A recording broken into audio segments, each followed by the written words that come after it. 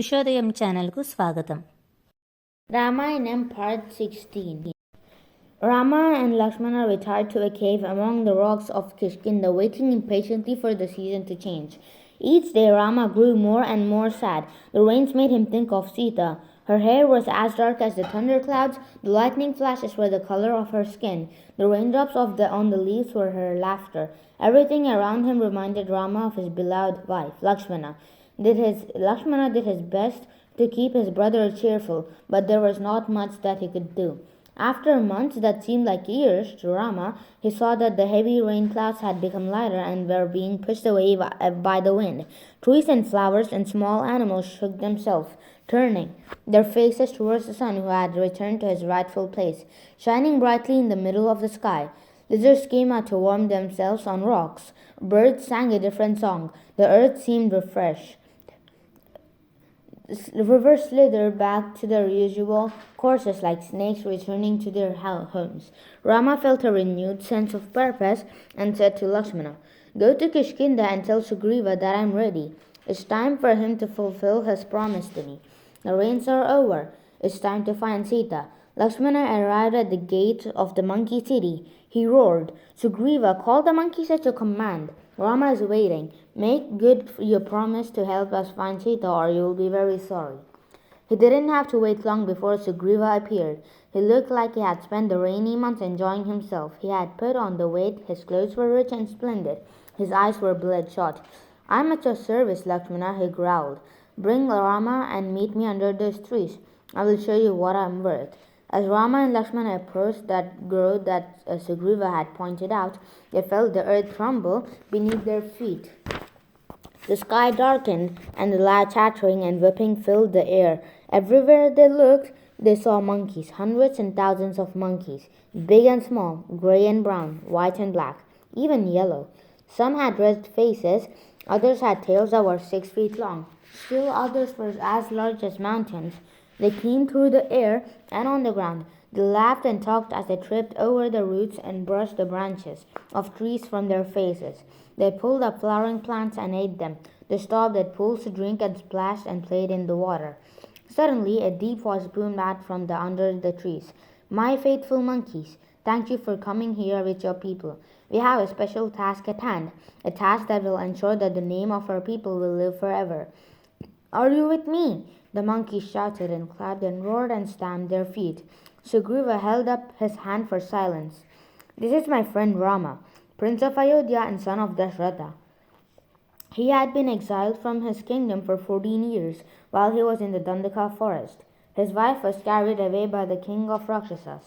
I have promised him that we will find her, and then, along with her friends the bears, we will put together a mighty army, the likes of which the worlds have never seen, and we will fight the Rakshasas. We will defeat them and will bring Rama's wife back." Again, the monkeys cheered and whistled and thumped their chests. "I will send the best of you out as scouts in 4 different directions, north, south, east, and west. You have a month to find Sita. If you fail, do not bother to come back.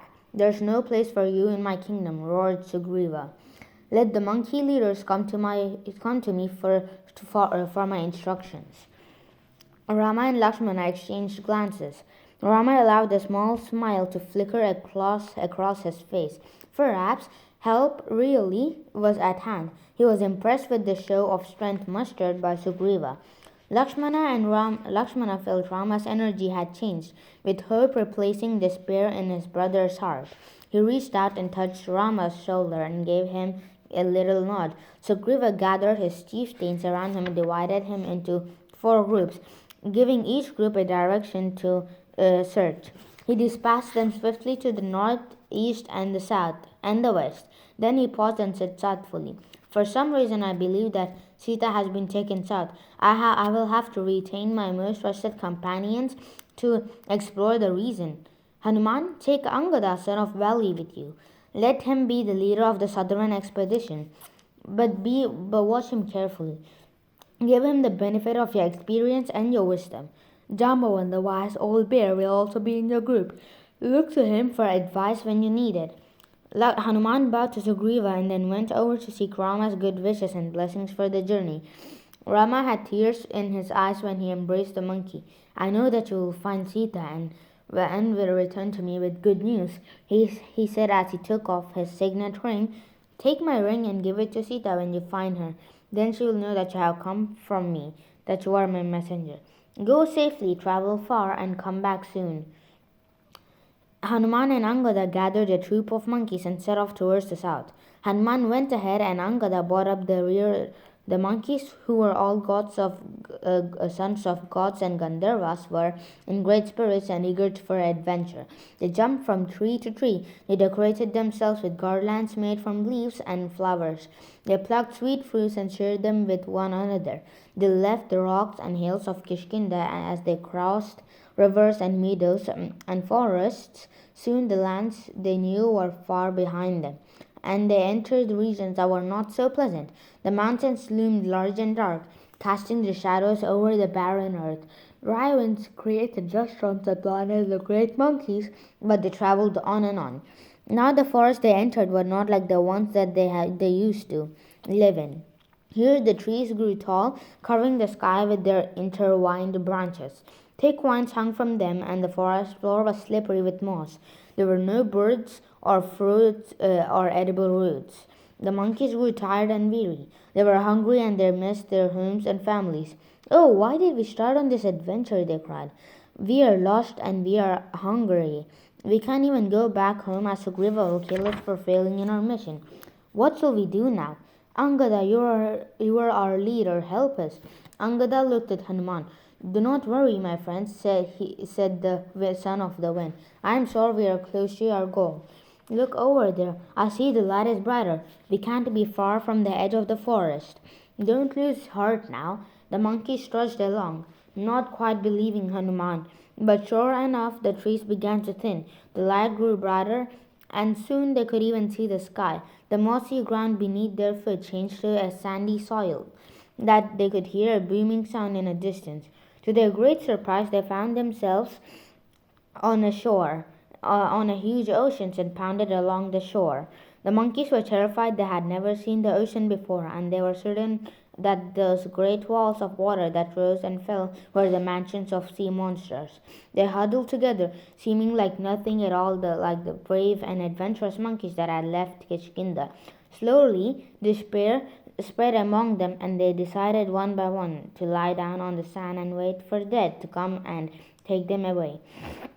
There was nothing either Hanuman or Angada could do to lift their spirits, for they too were surprised by the ocean.